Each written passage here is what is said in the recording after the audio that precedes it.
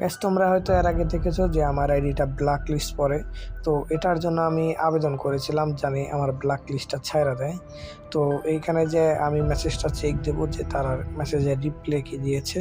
তো এই জায়গায় দেখতে পাচ্ছ আমি 4-5-6টার মতো মেসেজ দিয়েছিলাম। তারা আমাকে মেল করেছে যে না আমার আইডিতে টেকনিক্যাল কোনো ইস্যু হয় নাই, বাট আমি যাদের সাথে খেলেছি আমার টিমমেটের কারণে আমার আইডিটা সমস্যা হয়েছে, কিন্তু আমার এই ব্লক লিস্টটা আর কি ছাড়ে নাই।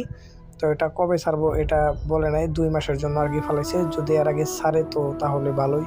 এই যে দেখতে পারতেছো এটা মেল করছিলাম আমি, আর নিচেরটা মনে করো মনে করো যে মেল করে আমার পাঠে জানিয়ে দিয়েছে।